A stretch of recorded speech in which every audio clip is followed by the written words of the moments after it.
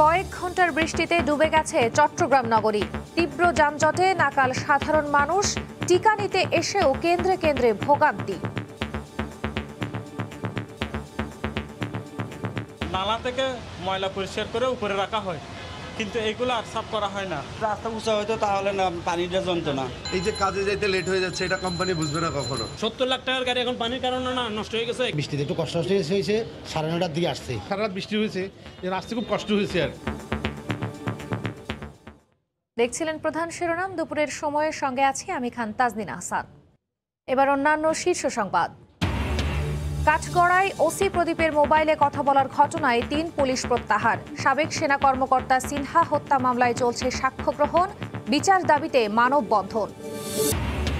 3 ধাপে ঢাকা বিশ্ববিদ্যালয়ের হল খোলার প্রস্তুতি। অক্টোবরে মাস্টার্স ও অনার্স ফাইনাল ইয়ার, এরপরই দ্বিতীয় ও তৃতীয় বর্ষের ক্লাস শুরুর সম্ভাবনা।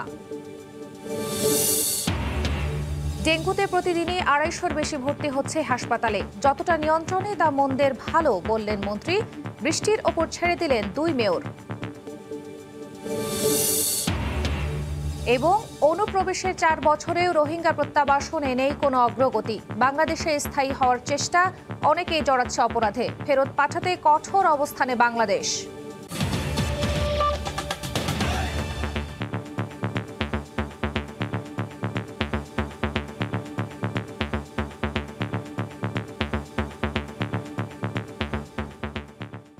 কয়েক ঘন্টার টানা বৃষ্টিতে আবারও পানির নিচে চট্টগ্রাম। প্রধান সড়ক থেকে অলিগলি সব জায়গায় সৃষ্টি হয় জলাবদ্ধতা। সেই সঙ্গে পুরো নগরীতে সৃষ্টি হয় যানজট। এতে চরম ভোগান্তিতে পড়তে হয় অফিসগামীদের। নূরজামাল আতিকের ক্যামেরায় বিস্তারিত জানাচ্ছেন পার্থপ্রতিম বিশ্বাস।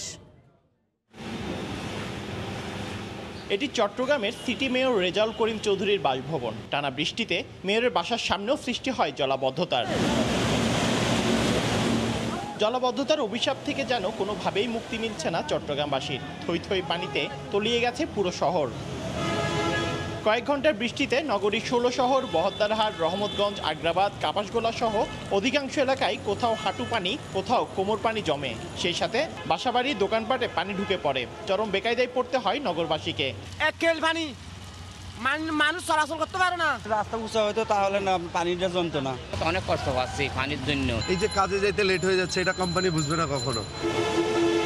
এ সময় ভ্যানে করে পানির মধ্য দিয়ে চলাচল করতে দেখা যায় নগরবাসীকে। নালা নর্দমাগুলো পরিষ্কার না করার কারণে বৃষ্টি হলেই জলাবদ্ধতার সৃষ্টি হচ্ছে বলে অভিযোগ নগরবাসীর। নালা পরিষ্কার থাকতো তাহলে পানিগুলো নেমে যেত আর সমস্যাটা হতো না। নালা থেকে ময়লা পরিষ্কার করে উপরে রাখা হয়, যার জন্য বৃষ্টির পানিতে আবার ময়লাগুলো আবার নালাতে পড়ে। পানির মধ্যে গাড়ি নষ্ট হয়ে যাওয়ায় দুর্ভোগ বেড়ে যায় কয়েক গুণ। সেই সাথে পুরো নগর জুড়ে সৃষ্টি হয় তীব্র যানজটের। 70 লাখ টাকার গাড়ি এখন পানির কারণে না নষ্ট হয়ে গেছে, কিন্তু বছর শেষে ঠিকই কি আপনার ফিটনেস, ট্যাক্স টুকেন সব টাকা আদায় হচ্ছে। গাড়ি এয়ার ক্লিনে ইঞ্জিলে পানি টানে আর কি। বুধবার সকাল 9টা পর্যন্ত 24 ঘন্টায় 28 মিলিমিটার বৃষ্টিপাত রেকর্ড করা হয়েছে। এর মধ্যে সকাল 5:30 থেকে 7:30 পর্যন্ত 2 ঘন্টা টানা বৃষ্টি হয়েছে। মৌসুমী বায়ু সক্রিয় থাকার কারণে বৃষ্টিপাত হচ্ছে জানিয়ে আবহাওয়া অফিসের পূর্বাভাস আরও 2-3 দিন ভারী বৃষ্টি হতে পারে। সামান্য বৃষ্টিতেই এভাবে পানির নিচে তলিয়ে যায় বন্দরনগরী চট্টগ্রাম। আর কতদিন পার হলে এই দুর্দশা থেকে নগরবাসীর মুক্তি মিলবে, সেটি এখন সবচেয়ে বড় প্রশ্ন। নগরীর 16 শহর এলাকা থেকে পার্থপ্রতিম বিশ্বাস, সময় সংবাদ, চট্টগ্রাম। এই মুহূর্তে নগরীর কাপাসগোলা এলাকায় আছেন রিপোর্টার পার্থপ্রতিম বিশ্বাস। সরাসরি চলে যাচ্ছি তার কাছে। পার্থ, বৃষ্টি তো অনেকক্ষণ হয়েছে, এখন পর্যন্ত নগরীর জলাবদ্ধতা কি সমাধান হলো বলে আপনার মনে হচ্ছে? ধন্যবাদ তাজনীন। আমরা এখন আছি নগরীর কাপাসগোলা এলাকায়। আসলে আজকে সকাল থেকে টানা 2 ঘন্টার মুষলধারে বর্ষণের কারণে পুরো নগর জুড়ে কিন্তু জলাবদ্ধতার সৃষ্টি হয়েছে। সেক্ষেত্রে এখন যে কাপাসগোলা এলাকায় আছে, এই এলাকাটি এখনও পুরোপুরি জলাবদ্ধতায় আচ্ছন্ন রয়েছে। এর কারণ হচ্ছে আমরা গতকাল মধ্যরাত থেকে দেখেছি বৃষ্টি শুরু হয়েছে, কিন্তু 5:30 থেকে 7:30 পর্যন্ত যে টানা মুষলধারে বর্ষণ, সেই কারণে নগরীর প্রায় বেশিরভাগ এলাকা, বিশেষ করে বহদ্দারহাট, মুরাদপুর, কাপাসগোলা, আগ্রাবাদ সহ বিভিন্ন নিচু এলাকা কিন্তু পানির নিচে তলিয়ে গেছে। এবং এই জলাবদ্ধতার কারণে নগরবাসীকে কিন্তু চরম ভোগান্তিতে পড়তে হয়েছে। এর কারণ হচ্ছে আসলে গত কয়েক বছর ধরে চট্টগ্রাম উন্নয়ন কর্তৃপক্ষ 5,500 কোটি টাকার জলাবদ্ধতা নিরসন প্রকল্পের কাজ করছে, কিন্তু এরপরও কিন্তু আমরা দেখছি নগরীতে জলাবদ্ধতা নিরসনে কোনো উন্নয়ন কিন্তু সেক্ষেত্রে হয়নি। প্রতি বছর বর্ষা আসলেই চট্টগ্রামের মানুষ পানির নিচে তলিয়ে যাবে, সেটাই যেন এখন অনেকটা নিয়তি হয়ে দাঁড়িয়েছে, যে কারণে আজকে কিন্তু চরম ভোগান্তিতে পড়েছে সাধারণ মানুষজন। সকালে তারা যখন অফিসে যাওয়ার উদ্দেশ্যে বের হয়েছে, অনেকে ব্যবসা বাণিজ্য প্রতিষ্ঠান খোলার জন্য বের হয়েছে, তখন কিন্তু বের হয়ে তারা দেখতে পেয়েছে পুরো নগর জুড়েই কিন্তু চারিদিকে পানি, এবং পুরো নগর জুড়েই কিন্তু যানজটের সৃষ্টি হয়েছে, এক ধরনের বিশৃঙ্খলা সৃষ্টি হয়েছে। কারণ চারিদিকে পানি থাকার কারণে যানবাহনগুলো এক জায়গা থেকে অন্য জায়গায় চলাচল করতে পারেনি। অনেক যানবাহন প্রধান সড়কের উপর নষ্ট হয়ে থাকার কারণে আসলে চরম বেকায়দায় পড়তে হয় বিশেষ করে সাধারণ মানুষজনকে। আরেকটি বিষয়, চট্টগ্রাম নগরীর যিনি নগরপিতা city corporation mayor Rezaul Karim চৌধুরীর বাসভবনের সামনেও কিন্তু জলাবদ্ধতা সৃষ্টি হয়েছে, তার ঘরের ভিতরের বিভিন্ন জায়গায় কিন্তু পানি প্রবেশ করেছে। তো সেক্ষেত্রে সাধারণ মানুষের একটি প্রশ্ন, যে জায়গায় নগরপিতার ঘর পানির নিচে তলিয়ে যায়, সেক্ষেত্রে চট্টগ্রামবাসী আর কতটুকু সুরক্ষিত থাকতে পারবে? সেক্ষেত্রে নগরবাসীর একটি অভিযোগ হচ্ছে, যদি সিটি কর্পোরেশন কিংবা সিডিএ সমন্বিতভাবে একটি কার্যক্রম গ্রহণ করত, তাহলে এই ধরনের সমস্যা কিন্তু পড়তে হতো না। কিন্তু দেখা যাচ্ছে, বিশেষ করে আমি যে জায়গাটিতে আছি কাপাসগোলা এলাকায়, এই এলাকার নালা নর্দমাগুলো পরিষ্কার না করার কারণে দেখা যাচ্ছে পানির প্রবাহ যেতে বাধা পাওয়ার কারণেই কিন্তু সব জায়গায় জলাবদ্ধতা সৃষ্টি হয়েছে। তো সাধারণ মানুষজন অভিযোগ করে বলেছেন, স্বাভাবিক যে সিটি কর্পোরেশনের কাজকর্ম সেটি না করার কারণেই মূলত জলাবদ্ধতা নগরীতে অভিশাপ হয়ে দাঁড়িয়েছে। তো এই ছিল আমার কাছে এখনো পর্যন্ত নগরীর কাপাসগোলা এলাকা থেকে এখানকার সর্বশেষ খবর। চট্টগ্রাম নগরীর জলাবদ্ধতার খবর জানাতে কাপাসগোলা এলাকা থেকে আমাদের সঙ্গে যুক্ত হয়েছিলেন রিপোর্টার পার্থ প্রতিম বিশ্বাস। চট্টগ্রামে বৃষ্টিতে জলাবদ্ধতায় টিকা নিতে আসতেও চরম ভোগান্তিতে পড়েন সাধারণ মানুষ। এদিন কেন্দ্রগুলোতে টিকা প্রত্যাশীদের উপস্থিতি কম ছিল। অনেক বিশ্বাসের ক্যামেরায় বিস্তারিত জানাচ্ছেন ফেরদৌস লিপি। বুধবার ভোররাত থেকে ভারী বর্ষণে চট্টগ্রামের বেশিরভাগ জায়গায় জলাবদ্ধতায় টিকা কেন্দ্রে আসতে অনেককে মারাতে হয় কোমর পানি। বিশেষ করে চকবাজার, মুরাদপুর, 16 শহর এলাকায় বাসিন্দাদের পড়তে হয় চরম দুর্ভোগে। সেই সঙ্গে ছিল যানবাহন না পাওয়ার ভোগান্তিও। অনেক কষ্ট করে পানির মধ্যেও টিকা দিতে আসতে হয়েছে, কোনো উপায় নেই। সারা রাত বৃষ্টি হয়েছে, আসতে খুব কষ্ট হয়েছে, অনেক কষ্ট, এটা বলার বাইরে, প্রচন্ড কষ্ট। যে এক কোমর পানি ভেঙে গাড়ি নিয়ে আসা অনেক কষ্ট। এদিকে থেমে থেমে বৃষ্টিতে ছাতা নিয়ে লাইনে দাঁড়াতে বিড়ম্বনায় পড়তে হলেও দীর্ঘ লাইন না থাকায় দ্রুত সময়ে টিকা নিতে পেরে স্বস্তি প্রকাশ করেন সাধারণ মানুষ। এখন কোনো লাইন নেই, আজকের জন্য লাইন নেই। আজকে পরিবেশটা খুব ভালো, বেশিক্ষণ দাঁড়াইতে হয় না, আধা ঘন্টার উপরে হবে। দ্রুত টানতেছে, মহিলার তুলনায় পুরুষ খুব বেশি। চট্টগ্রাম নগরীর টিকা কেন্দ্রগুলোতে বর্তমানে সিনোফার্মের প্রথম ও দ্বিতীয় ডোজ এবং মডার্না ও অ্যাস্ট্রাজেনেকার দ্বিতীয় ডোজ দেয়া হচ্ছে। ফেরদৌস লিপি, সময় সংবাদ, চট্টগ্রাম। কক্সবাজারে মেজর অবসরপ্রাপ্ত সিনহা হত্যা মামলায় সাক্ষ্য গ্রহণের সময় কাঠগড়ায় বসে অন্যতম আসামি ওসি প্রদীপের মোবাইল ফোনে কথা বলার ঘটনায় পুলিশের 3 সদস্যকে প্রত্যাহার করা হয়েছে। গঠন করা হয়েছে 3 সদস্যের তদন্ত কমিটি। এদিকে তৃতীয় দিনের মতো সিনহার বন্ধু সিফাতের সাক্ষ্য গ্রহণ শেষে জেরা চলছে। এর আগে জেলা প্রশাসক কার্যালয়ে সিনহা হত্যার বিচার চেয়ে মানববন্ধন হয়। মেজর অবসরপ্রাপ্ত সিনহা হত্যা মামলার প্রধান আসামি বরখাস্তকৃত ওসি প্রদীপ কুমার দাসের কাঠগড়ায় হাঁটু গেড়ে বসে মোবাইল ফোনে কথা বলার ছবি সামাজিক মাধ্যমে ছড়িয়ে পড়ার ঘটনায় পুলিশের 3 সদস্যকে প্রত্যাহার করা হয়েছে। গঠন করা হয়েছে 3 সদস্যের তদন্ত কমিটি। এদিকে কক্সবাজার জেলা ও দায়রা জজ আদালতে মেজর অবসরপ্রাপ্ত সিনহা হত্যা মামলায় তৃতীয় দিনের মতো সাক্ষ্য গ্রহণ শুরু হয় সকাল 10টার পর। নিরাপত্তা বলয়ের মাঝে প্রিজন ভ্যান হতে 15 আসামিকে নামিয়ে আনা হয় আদালতে। এর কিছুক্ষণ পর আদালতে প্রবেশ করে মামলার 2 নম্বর সাক্ষী সাহিদুল ইসলাম সিফাত, যিনি হত্যা ঘটনার সময় সিনহার সঙ্গে একই গাড়িতে ছিলেন। এছাড়া বাদী শারমিন শাহরিয়ার ফেরদৌস সহ আরও কয়েকজন আদালতে উপস্থিত হন। সিফাতের মুলতবি সাক্ষ্য গ্রহণের মধ্য দিয়ে মামলার তৃতীয় দিনের বিচারিক কার্যক্রম শুরু হয়। এদিকে জেলা প্রশাসক কার্যালয়ে সিনহা হত্যার বিচার চেয়ে মানববন্ধন করেছে মুক্তিযোদ্ধা সন্তান কমান্ড ও অসহায় স্থানীয় জনগণের ব্যানারে শতাধিক লোকজন। মেজর অবসরপ্রাপ্ত সিনহা হত্যা মামলার 83 সাক্ষীর মধ্যে প্রথম দফায় 3 দিনে সাক্ষ্য গ্রহণের জন্য 15 জনকে সমন জারি করেছিল আদালত, যার মধ্যে 2 দিনে বাদী শারমিন শাহরিয়ার ফেরদৌসের সাক্ষ্য ও জেরা শেষ হয়েছে, আর দ্বিতীয় ও তৃতীয় দিনে 2 নম্বর সাক্ষীর সাক্ষ্য গ্রহণ অনুষ্ঠিত হচ্ছে। সময় সংবাদ, কক্সবাজার। এই মুহূর্তে কক্সবাজার জেলা ও দায়রা জজ আদালতে আছেন রিপোর্টার সুজাউদ্দিন রুবেল। বিস্তারিত জানতে সরাসরি চলে যাচ্ছি তার কাছে। রুবেল, এখন পর্যন্ত কতজনের সাক্ষ্য গ্রহণ ও জেরা হয়েছে? তাজনীন, এখন পর্যন্ত আসলে গতকাল যে শেষ করেছেন যিনি মামলার বাদী এবং প্রথম সাক্ষী শারমিন শাহরিয়ার ফেরদৌস, তার সাক্ষ্য গ্রহণ শেষ হয়েছে এবং আজকে মামলার যে 2 নম্বর সাক্ষী রয়েছেন শাহিদুল ইসলাম সিফাত, তার জেরা ইতিমধ্যে 12 জন আসামি পক্ষের আইনজীবী তাকে জেরা করেছেন, আর সাক্ষ্য গ্রহণও মোটামুটি শেষ হয়েছে। তবে আরও যে 3 জন রয়েছে আসামি পক্ষের আইনজীবী, ওসি বরখাস্তকৃত ওসি প্রদীপ, লিয়াকত এবং লিটন, এই 3 জনের আইনজীবী তাদের যে আইনজীবীরা মামলার 2 নম্বর যে সাক্ষী রয়েছে সিফাতকে জিজ্ঞাসাবাদ করবেন। এই পর্যন্ত আসলে এখন আদালত বিরতি ঘোষণা করেছে। সকাল 10:40 আদালত তার স্বাভাবিক কার্যক্রম শুরু করে। এর আগে আমরা দেখেছি কঠোর নিরাপত্তার মধ্য দিয়ে প্রিজন ভ্যানে করে কারাগার থেকে 15 আসামিকে আনা হয়। এরপর নিরাপত্তার মধ্য দিয়ে তাদেরকে আদালতে প্রবেশ করানো হয়। এরপর পরে দেখেছি আমরা মামলার সাক্ষী প্রায় 7 জন মতো সাক্ষী আদালত প্রাঙ্গণে এসেছেন এবং আদালত যখন বিচার কাজ শুরু হয়েছে তখনই মামলার 2 নম্বর সাক্ষী সিফাত প্রবেশ করেন। এরপর তার বাকি অংশে যে সাক্ষ্য গ্রহণ ছিল সেটি সম্পূর্ণ করেছেন এবং এর পরপরই আসামি পক্ষের আইনজীবীরা তাকে জেরা শুরু করেন। ইতিমধ্যে 12 জন আসামি পক্ষের আইনজীবী সিফাতের জেরা সম্পূর্ণ করেছেন বলে আমরা জেনেছি। তাজনীন। রুবেল, ওসি প্রদীপের মোবাইল কাণ্ডের পর আদালতের নিরাপত্তা কেমন দেখছেন এখন? না, যে বিষয়টি হচ্ছে মোবাইলের যে একটি ভিডিও সামাজিক যোগাযোগ মাধ্যমে ভাইরাল হয়েছে, সেটির পরপরে কিন্তু সেটি প্রথম সোমবার 23শে আগস্ট হয়েছিল।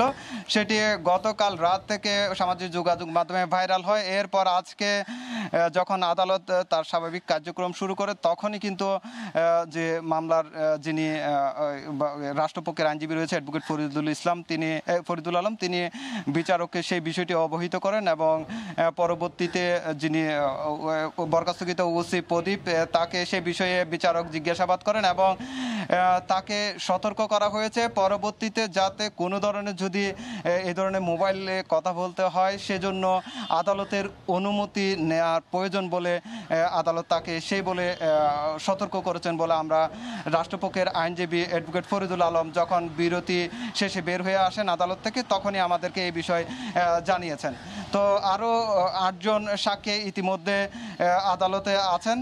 তবে যদি 2 নম্বর সাক্ষীর জেরা শেষ করতে পারে তখন পরবর্তীতে আরও যে সাক্ষীরা রয়েছেন তাদেরকে সাক্ষ্য গ্রহণ এবং জেরা শুরু করবেন বলে আমাদেরকে রাষ্ট্রপক্ষের আইনজীবী ফরিদুল আলম জানিয়েছেন। তাজনীন। মেজর অবসরপ্রাপ্ত সিনহা হত্যা মামলার সবশেষ খবর জানাতে কক্সবাজার জেলা ও দায়রা জজ আদালত থেকে আমাদের সঙ্গে যুক্ত হয়েছিলেন রিপোর্টার সুজাউদ্দিন রুবেল। দিনাজপুরের চিরির বন্দরে মাছ হেলেকে অপহরণ করে মুক্তিপণ আদায়ের অভিযোগে সিআইডির এএসপি সহ 4 জনকে আটক করে পুলিশে দিয়েছে জনতা। মাছ হেলে সহ আটককৃতরা দিনাজপুর ডিবি কার্যালয়ে রাখা হয়েছে। স্বজনরা জানায় গত 23শে আগস্ট রাতে চিরির বন্দরে জোহরা বেগম ও ছেলে জাহাঙ্গীর আলমকে মোটরসাইকেল ও মাইক্রোবাসে করে তুলে নিয়ে যায় অস্ত্রধারী দুর্বৃত্তরা। বিষয়টি সঙ্গে সঙ্গে পুলিশ ও র্যাবকে জানানো হলে উদ্ধার তৎপরতা শুরু করে পুলিশ। এর মধ্যেই অপহৃত জোহরা বেগমের মেয়ের জামাই কামরুজ্জামানের মোবাইলে 15 লাখ টাকা মুক্তিপণ দাবি করে অপহরণকারীরা। গতকাল বিকেল 5টার দিকে 10 মাইল এলাকায় সন্দেহজনক একটি মাইক্রোবাসকে ঘোরাফেরা করতে দেখে আটক করে স্থানীয় জনতা। আটক ব্যক্তিদের পুলিশে দেন তারা। পরে জানা যায় অপহরণকারীরা পুলিশের সিআইডির এএসপি সারোয়ার কবির, এএসআই হাসিনুর রহমান ও কনস্টেবল আহসানুল ফারুক ও একজন মাইক্রোবাস চালক। এ ব্যাপারে রংপুর সিআইডির ও চিরির বন্দর থানার ভারপ্রাপ্ত কর্মকর্তা সত্যতা স্বীকার করেন।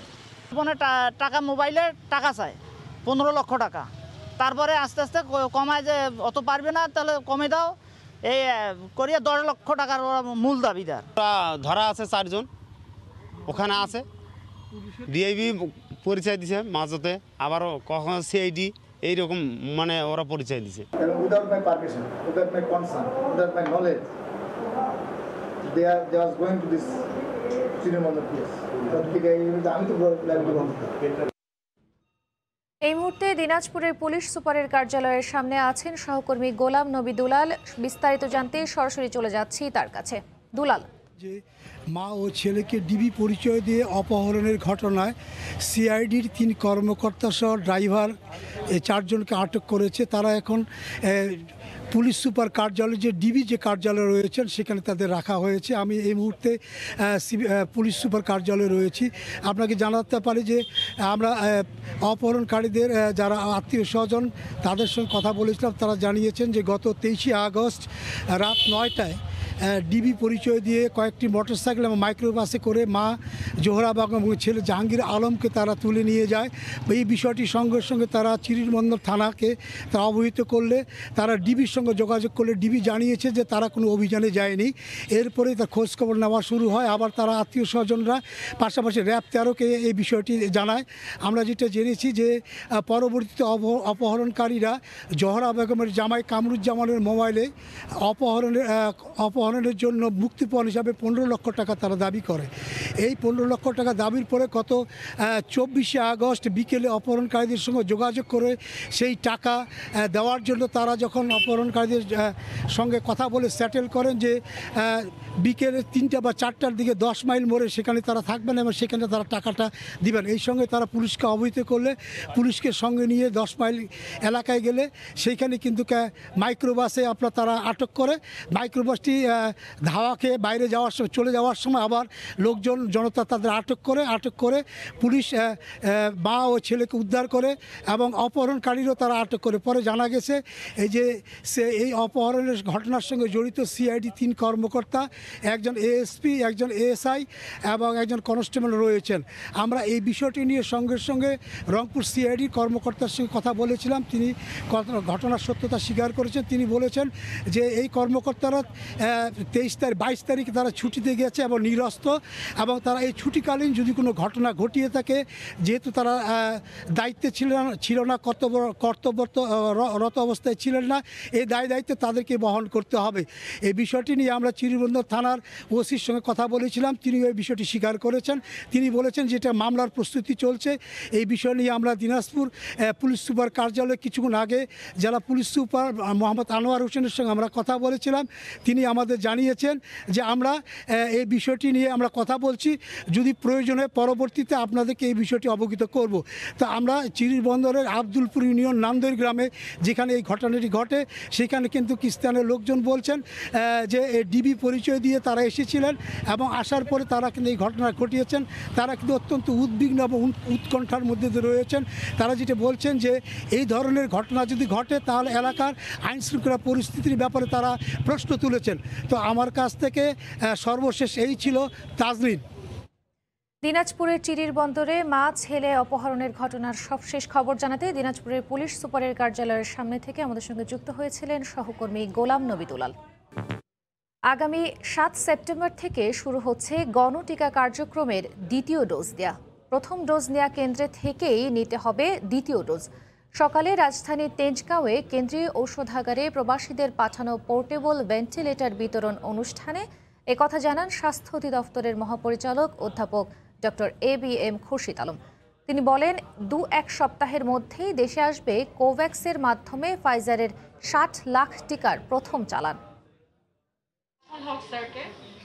করোনা মোকাবিলায় প্রবাসী বাংলাদেশিদের উপহার হিসাবে পাঠানো 561টি ভেন্টিলেটর কেন্দ্রীয় ঔষধাগার CMHDতে এসেছে মাসখানেক আগে। এসব পরিচালনার প্রশিক্ষণ শেষে অবশেষে তা তুলে দেওয়া হলো রাজধানীর কোভিড হাসপাতালের পরিচালকদের হাতে।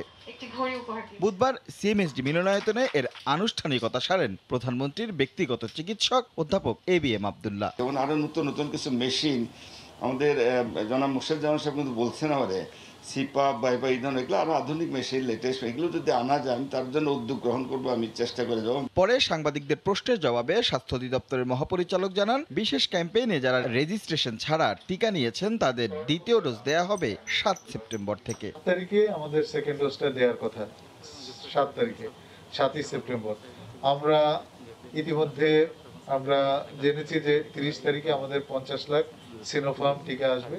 তাহলে পরে আমি আশা করছি এই কয়দিনে যদি ওই 30 লাখের মধ্যে ধরেন যে আরো 7-8 লাখ বা 10-15 লাখ খরচাও হয়ে যায়, বাকি 50 লাখ আসলে পরে আমরা তাদের সেকেন্ড ডোজটা নিশ্চিত করতে পারবো। ফাইজারের একটি বড় চালান দেশে আসবে বলেও জানান ডিজি। আর এ মাসেই আসছে সিনোফার্মের আরও 50 লাখ টিকা। আপনাদেরকে একটা সুসংবাদ দিতে চাই যে আমাদের 60 লক্ষ যে ফাইজারের টিকা আসার কথা ছিল, আমাদেরকে কোভিড ফ্যাসিলিটি থেকে জানানো হয়েছে এটা অতি দ্রুত এসে পৌঁছাবে। এটার নির্দিষ্ট তারিখটা এখন পর্যন্ত হয়নি, তবে আমরা আশা করছি যে আগে এই মাসের মানে একদম শেষ দিকে অথবা আগামী মাসের প্রথম সপ্তাহে হয়তোবা আমরা এটা পেয়ে যাব। আগামীতেও টিকার এমন চালান অব্যাহত থাকবে, তাই সবার দ্বিতীয় ডোজ নিশ্চিতে কোনো সংকট হবে না বলেও জানান স্বাস্থ্যের মহাপরিচালক। রাশেদ লিবন, সময় সংবাদ, ঢাকা। 3 ধাপে ঢাকা বিশ্ববিদ্যালয় ক্লাস পরীক্ষা শুরু করার সিদ্ধান্ত নিয়েছে প্রশাসন। আগামী 15 সেপ্টেম্বরের মধ্যে সন্তোষজনক সংখ্যক শিক্ষার্থী টিকার আওতায় আসলে অক্টোবরের প্রথম সপ্তাহে স্নাতক চতুর্থ বর্ষ ও স্নাতকোত্তর পরীক্ষার্থীদের জন্য খুলবে আবাসিক হল। পর্যায়ক্রমে অন্যান্য বর্ষের শিক্ষার্থীদের ক্লাস ও পরীক্ষা শুরু হবে। তবে শিক্ষার্থীদের দ্রুত সময়ের মধ্যে হল খুলে দেওয়ার দাবি জানিয়েছেন। শাকির আহমেদের রিপোর্ট। কোভিড-19-এর কারণে 2020 সালের 17 মার্চ থেকে বন্ধ ঢাকা বিশ্ববিদ্যালয়। কয়েক দফায় বিশ্ববিদ্যালয় খোলার পরিকল্পনা গ্রহণ করা হলেও কোভিড সংক্রমণের ঊর্ধ্বগতির কারণে সিদ্ধান্ত পরিবর্তন করতে হয় বিশ্ববিদ্যালয় প্রশাসনকে।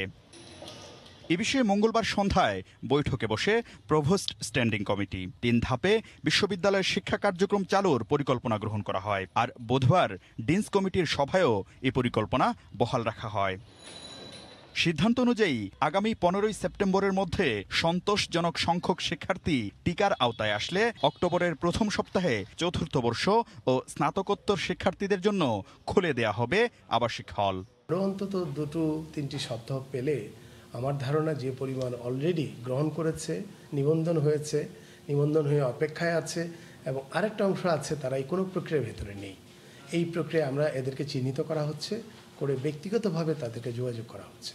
1 মাসের মধ্যে চতুর্থ বর্ষ ও মাস্টার্সের শিক্ষার্থীরা পরীক্ষা সম্পন্ন করে হল ছাড়বে। আর নভেম্বরের মাঝামাঝিতে প্রথম, দ্বিতীয় ও তৃতীয় বর্ষের শিক্ষার্থীদের জন্য খুলবে হল। চলবে ক্লাস ও পরীক্ষাও। প্রায়োরিটি বেসিসে মাস্টার্স টার্মিনাল ডিগ্রি, অনার্স শেষ বর্ষ টার্মিনাল ডিগ্রি, এই দুটো বর্ষকে আমরা যদি 15 তারিখে টিকা কার্যক্রমের সন্তোষজনক ভালো অগ্রগতি হয় এবং করোনার পতনটা অব্যাহত থাকে, তাহলে হয়তো আমরা তারিখ ঘোষণা করব যে আমরা কবে আমার শিক্ষার্থী হলে উঠবে। তবে বারবার সময় না পিছিয়ে দ্রুত আবাসিক হল খুলে ক্লাস শুরুর দাবি শিক্ষার্থীদের। শিক্ষা মন্ত্রণালয় কি সিদ্ধান্ত নিবে না নেবে সেটার দিকে তাকিয়ে না থেকে আমার মনে হয় যে বিশ্ববিদ্যালয় প্রশাসন আমাদের সুরক্ষা নিশ্চিত করে দ্রুততম সময়ে বিশ্ববিদ্যালয় খুলে দিয়ে সশরীরে শিক্ষা কার্যক্রম শুরু করা উচিত। বাহিরে বের হচ্ছে কিন্তু আমরা শিক্ষার সাথে আগাতে পারতেছি না। এজন্য যদি বিশ্ববিদ্যালয় প্রশাসন থেকে এরকম ভালো একটা সিদ্ধান্ত নিয়ে হল খোলার ব্যাপারে একটা সেফটি ইনশিওর করে হল খুলতে পারে, তারপর বিশ্ববিদ্যালয় চালু হয়, সেটা আমাদের জন্য অনেক বেশি মঙ্গলকর হবে। দ্রুত টিকা নিয়ে বিশ্ববিদ্যালয় খোলার সিদ্ধান্ত বাস্তবায়নে সহযোগিতায় শিক্ষার্থীদের প্রতি আহ্বান জানিয়েছে বিশ্ববিদ্যালয় প্রশাসন। শাকির আহমেদ, সময় সংবাদ, ঢাকা। সারা দেশে ধীরে ধীরে কমতে শুরু করেছে করোনা সংক্রমণ। হটস্পট জেলাগুলোতেও মৃত্যুর সূচক এখন শূন্যের কোটায়। ভ্যাকসিন কার্যক্রমের সফলতায় শনাক্তের হার অনেকটাই নিয়ন্ত্রণে বলে মনে করেন চিকিৎসকরা। আগস্টের শেষে এসে দেশের বিভিন্ন জেলায় কমতে শুরু করেছে করোনার দাপট। বিশেষ করে উত্তরাঞ্চল আর সীমান্তবর্তী জেলাগুলোতে সপ্তাহখানেক আগেও যে পরিস্থিতি ছিল তা এখন অনেকটাই নিয়ন্ত্রণে। হাসপাতালগুলোতে মুমূর্ষু রোগীর সংখ্যা এখন অনেকাংশে কম। আইসিইউ আর শয্যা সংকটের হাহাকারও কমেছে বেশিরভাগ জেলাতেই। টিকার প্রতি মানুষের আগ্রহ আর সচেতনতা বাড়ায় প্রাণঘাতী ভাইরাসটির বেগতিক দশা থেকে মুক্তি মিলছে বলে মনে করেন চিকিৎসকরা। মানুষের মধ্যে একটা ভয় ভীতিও কাজ করেছিল, আমরা গত লকডাউনে যেটা দেখেছি। টিকাদান কার্যক্রম শুরু হয়েছিল, সেটারও একটা পজিটিভ রেজাল্ট আশা করি আমরা পাচ্ছি। সংক্রমণের সংখ্যা কমলেও মৃত্যুর মিছিল থামছে না ময়মনসিংহে। শ্বাসকষ্টের উপসর্গ নিয়ে ঝরছে প্রাণ। 24 ঘন্টায় ময়মনসিংহ মেডিকেলের করোনা ইউনিটে 10 জন মারা গেছেন। করোনা ইউনিটে আগে তো আপনার সিট পাওয়া যেত না, এখন সিট পাওয়া যাচ্ছে। সিলেটের হাসপাতালে কমেছে রোগীর চাপ, তবে আক্রান্তরা বেশিরভাগই মুমূর্ষু।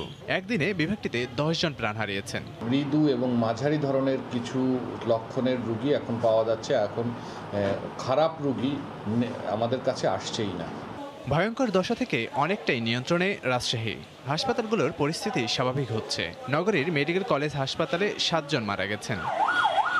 যশোরে আবারও বেড়েছে মৃতের সংখ্যা, মারা গেছেন 6 জন। তবে পরিস্থিতির ভয়াবহতা কমেছে বরিশালে। 24 ঘন্টায় নগরীর শেরেবাংলা মেডিকেলে 5 জনের মৃত্যু হয়েছে। কিছুদিন পরপরই মৃত্যুর হারে ঊর্ধ্বমুখী কুষ্টিয়ায়, মারা গেছেন 5 জন।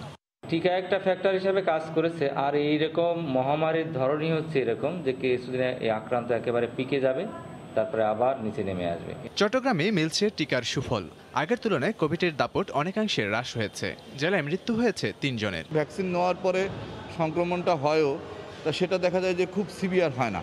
মানুষের মধ্যে ভ্যাকসিন নেওয়ার জন্য অনেক আগ্রহ তৈরি হয়েছে। টালমাটাল খুলনাও এখন অনেকটা শান্ত, যদিও গত কয়েকদিনে প্রায় শূন্যের কোটায় অবস্থান ছিল জেলাটির। তবে 24 ঘন্টায় মারা গেছেন 4 জন। লাবিব হাসান, সময় সংবাদ। দেশে প্রতিদিনই 250-র বেশি মানুষ ডেঙ্গুতে আক্রান্ত হচ্ছেন। তারপরও এই পরিস্থিতিকে মন্দের ভালো বলে মনে করছেন স্থানীয় সরকার মন্ত্রী তাজুল ইসলাম। সচিবালয়ে আন্তঃমন্ত্রণালয় সভায় ঢাকা দক্ষিণ সিটির মেয়র তাপস ও উত্তরের মেয়র আতিকুল ইসলাম বলেন, বৃষ্টি কমে এলেই পরিস্থিতি ভালো হবে। বেড়ে চলছে ডেঙ্গুর প্রকোপ। স্বাস্থ্য অধিদপ্তরের হিসেবে প্রতিদিন 250-র বেশি মানুষ আক্রান্ত হয়ে ভর্তি হচ্ছেন হাসপাতালে। আশঙ্কার বিষয়, এর মধ্যে বড় অংশই শিশু। অবস্থা নিয়ন্ত্রণে 10টির বেশি সমন্বয় সভা করেছে স্থানীয় সরকার মন্ত্রণালয়, কিন্তু পরিস্থিতির দৃশ্যত উন্নতি নেই। এই অবস্থাতেও চলমান ডেঙ্গু পরিস্থিতিকে মন্দের ভালো হিসেবে সন্তুষ্টি প্রকাশ স্থানীয় সরকার মন্ত্রী।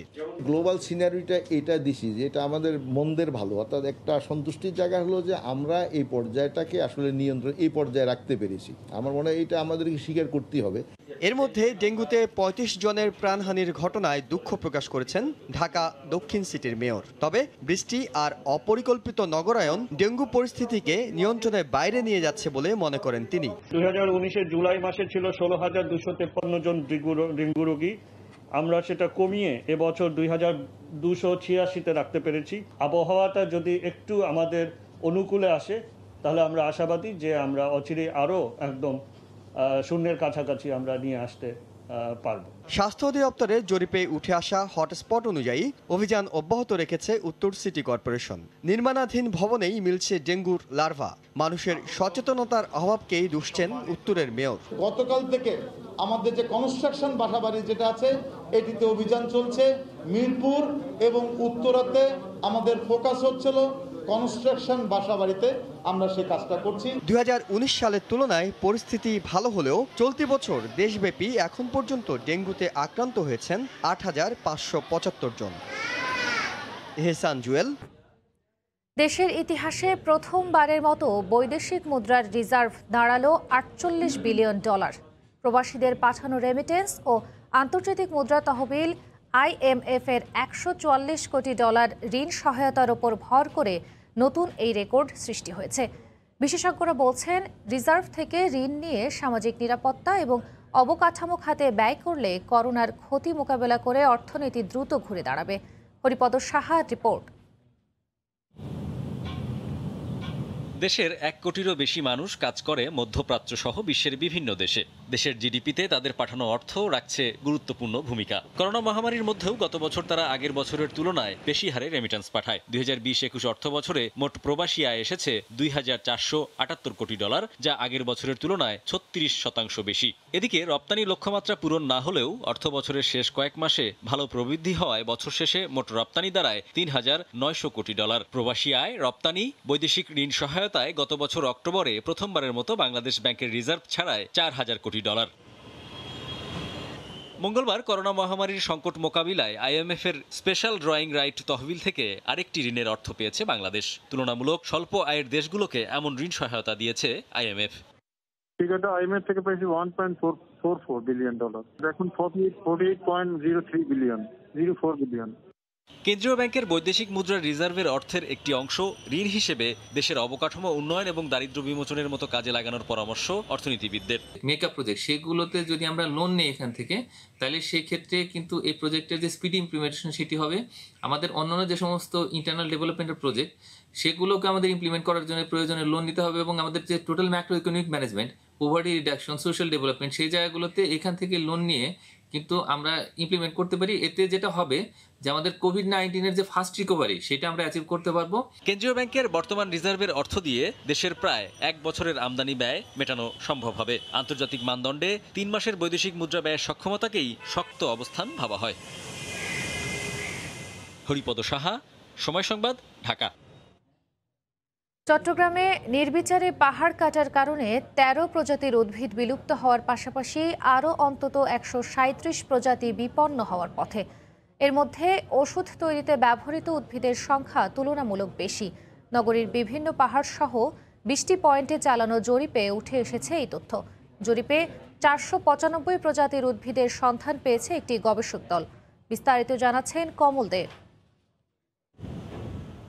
সাগরের পাশাপাশি পাহাড় ঘেরা বন্দরনগরী চট্টগ্রাম তার আগের সুনাম হারিয়েছে অনেক আগেই। দখলের কবলে পড়ে নিশ্চিহ্ন হয়ে গেছে অনেক পাহাড়, আর এই পাহাড় কাটার ফলে বিলুপ্ত হয়ে যাচ্ছে মূল্যবান নানা উদ্ভিদ। Effective creation on human opinion economy একটি বেসরকারি উন্নয়ন সংস্থার গবেষণায় দেখা গেছে পাহাড়ি অঞ্চলগুলিতে এখনো 495 প্রজাতির উদ্ভিদ রয়েছে। 366 ধরনের উদ্ভিদ পাওয়া গেছে যেগুলো ওষুধ তৈরিতে ব্যবহারযোগ্য। এগুলো আসলে কি ধরনের ওষুধ তৈরিতে ব্যবহৃত হয় বা গবেষণা যদি আমরা ভবিষ্যতে করি তাহলে এখান থেকে হয়তো কোভিড-19 মতো এটার এগেনস্টে একটা ড্রাগ আমরা পেতে পারি, ক্যান্সার রোগের প্রতিষেধক পেতে পারি, ডায়াবেটিসের জন্য একটা মহামূল্যবান ওষুধ পেতে পারি।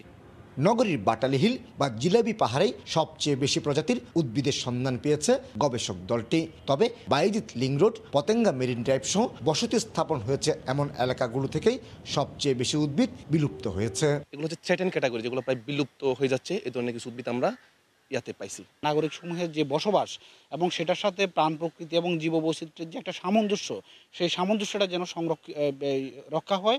আরও অন্তত 30 প্রজাতির উদ্ভিদ পাওয়া গেছে যেগুলোর নাম পরিচয় শনাক্ত করতে পারেনি গবেষক দল। এছাড়া পাহাড়ি অঞ্চলের নানা প্রজাতির উদ্ভিদ স্থানীয়ভাবে ভেষজ ওষুধ হিসেবেই ব্যবহার করা হয়।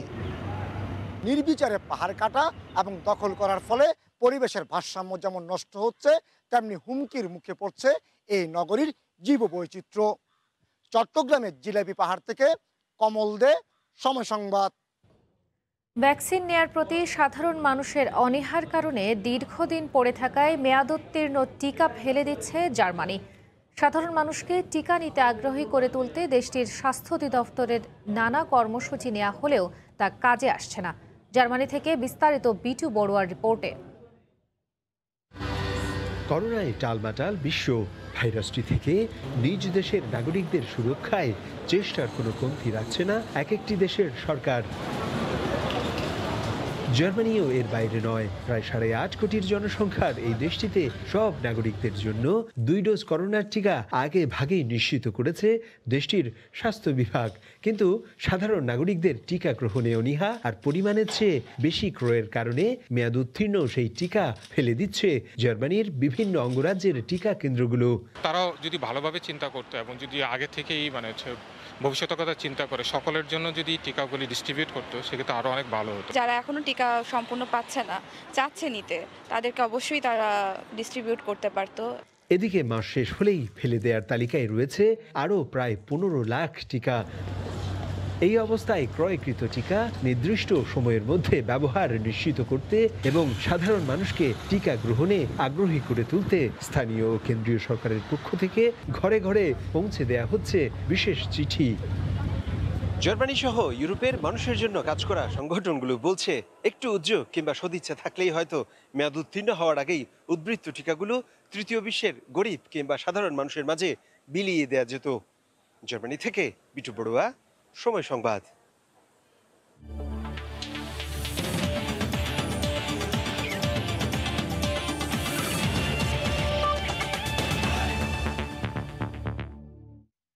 দল দেশে আসার পর টানা দ্বিতীয় দিনের মতো হোটেল ইন্টারকন্টিনেন্টালে কোয়ারেন্টাইনে আছে নিউজিল্যান্ড ক্রিকেট দল। একই হোটেলে কোয়ারেন্টাইনে আছে বাংলাদেশ জাতীয় ক্রিকেট দলও। 3 দিনের কোয়ারেন্টাইন শেষে 27 আগস্ট থেকে অনুশীলনে নামবে দুদল। এর আগে নিউজিল্যান্ড সিরিজ সামনে রেখে ব্যক্তিগত অনুশীলন করে জাতীয় দলের বেশ কিছু ক্রিকেটার। মঙ্গলবার থেকে নিউজিল্যান্ডের সঙ্গে হোটেল কোয়ারেন্টাইন শুরু করে টাইগাররা। রোববার করোনা টেস্ট করে জাতীয় দলের ক্রিকেটাররা, সবারই নেগেটিভ আসে। দেশে আসার পর করোনা টেস্ট করে কিউই ক্রিকেটাররা, তাদের মধ্যে ফিন অ্যালেনের করোনা পজিটিভ আসে। বর্তমানে তাকে আইসোলেশনে রাখা হয়েছে। এদিকে ব্যক্তিগত ছুটি কাটিয়ে গতকাল দেশে ফেরার কথা থাকলেও আসেননি সাকিব আল হাসান। তবে আজ রাতে তিনি যুক্তরাষ্ট্র থেকে দেশে ফিরতে পারেন বলে জানা গেছে। বিমানবন্দর থেকে সরাসরি হোটেলে দলের সঙ্গে যোগ দেওয়ার কথা রয়েছে তার। দুপুরের সময়ের শীর্ষ সংবাদ জানিয়ে দিচ্ছি আরেকবার। কয়েক ঘন্টার বৃষ্টিতে ডুবে গেছে চট্টগ্রাম নগরী। তীব্র যানজটে নাকাল মানুষ, টিকা নিতে এসেও কেন্দ্রে কেন্দ্রে ভোগান্তি। দিনাজপুরের চিরির বন্দরে মা ছেলেকে অপহরণ করে 15 লাখ টাকা মুক্তিপণ দাবি। এএসপি সহ 4 জন আটক, রাখা হয়েছে ডিবি কার্যালয়ে। এবং কাঠগড়ায় ওসি প্রদীপের মোবাইলে কথা বলার ঘটনায় 3 পুলিশ প্রত্যাহার। সাবেক সেনা কর্মকর্তা সিনহা হত্যা মামলায় চলছে সাক্ষ্য গ্রহণ, বিচার দাবিতে মানববন্ধন। এই ছিল দুপুরের সময়ে, সঙ্গে থাকুন সময়।